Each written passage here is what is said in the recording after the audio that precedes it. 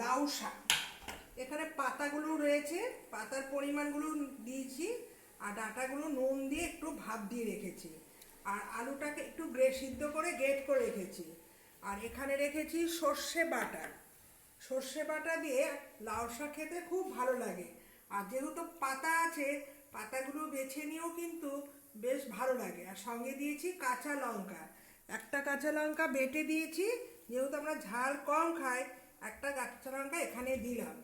এটা সর্ষের তেলে করছি। আর এটার মধ্যে আমি দেব কালো জিরে ফোড়ন। যেহেতু সর্ষে, এখানে কালো জিরেটাই ভালো চলে।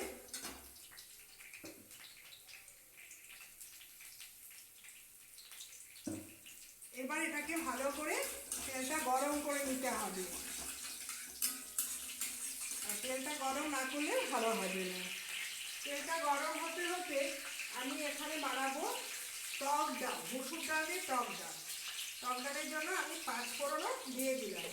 দুটো রান্না একসাথেই বসাই, তোমরা এতদিনে বুঝেই গেছো। হাতে যাদের টাইম কম। তেলটা আমার গরম হয়ে গেল। এইবার আমি কি করেছি, এটা লাউ ডাঁটা দিয়ে সিদ্ধ করে রেখেছি, এর মধ্যে দিয়ে দিলাম। আর সাথে এই আলু গ্রেট করাটাও দিয়ে দিলাম। এর মধ্যে কিন্তু কোনো রকম জল ইউজ করবে না, তাহলে কী হবে, লাউ ডাঁটা যেটা ভাতে দিয়েছি এটা কিন্তু টেস্টটাই নষ্ট হবে।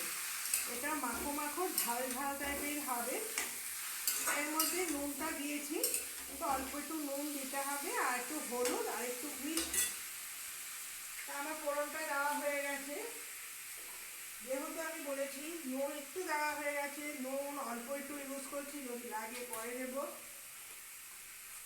আর ডালে নুনটাও আমি দিয়ে রাখছি।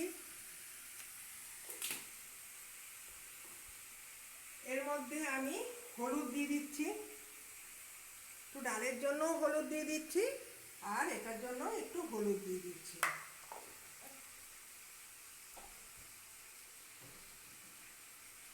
নুন হলুদ দেওয়া হয়ে গেছে, আর মিষ্টিটা দেওয়া বাকি আছে, তার জন্য একটু মিষ্টি দিয়ে দিয়েছি।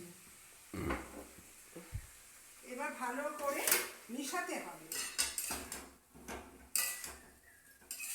আর নুনটা দেওয়ার পর যে সিদ্ধ করা জলটা এমনিতেও আমি একটু ফেলেও দিয়েছি, কারণ লাউ শাকটা প্রচুর ধুলোবালি জমে থাকে, তো যতটা পারি ভালো করে ধুয়েই সিদ্ধ করেছি। দেখছি একটু কালো কালো জল বেরিয়েছে, তার জন্য আমি কি করেছি, জলটাকে অল্প রেখে, এই দেখো নুন দেওয়ার পর প্রচুর পরিমাণে জল বেরিয়েছে।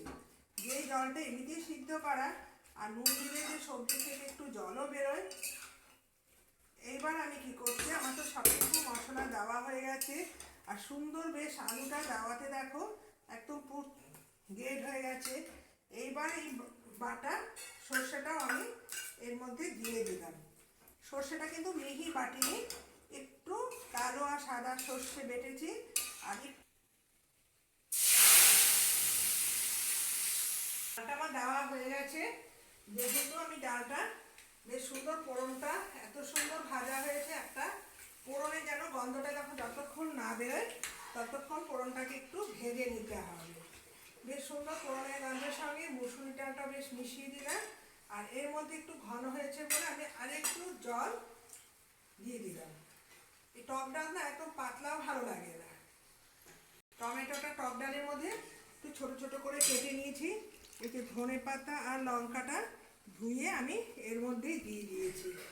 আর গরমের সময় টক ডাল দিয়ে টমেটোটাও এখন সস্তা, তা অনেকদিন পরেই কিন্তু টক ডাল করেছি, তখন চাটনি খেতে ভালো লাগে। এখন যে টমেটোগুলো যে কী হয়েছে, টমেটোর কোনো টেস্টই নেই, যেহেতু বাজারে কাঁচা আম এসে গেছে বলে হয়তো টমেটোর কোনো টেস্ট নেই। আর এখানে আমি দেখো আমার ডালও হয়ে গেল, আর কি সুন্দর লাউ শাকটা খেতে খুব ভালো হয়েছে।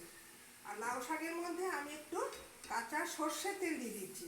কাঁচা সর্ষের তেলটা কিন্তু সর্ষে পোস্ত বাটার সময় একটু কাঁচা সর্ষের তেল যদি ওপর দিয়ে দেওয়া যায়, ওর টেস্ট কিন্তু আরও বেড়ে যায়। এটা কিন্তু দিতেই হয় সর্ষে আর পোস্ত রান্নাতে, ওপর দিয়ে একটু কাঁচা সর্ষে তেল। ব্যাস আমার রান্নাও কমপ্লিট। আর আমি এটা ঢেকে বললাম যাতে কাঁচা তেলের গন্ধটা ওখানে থাকে।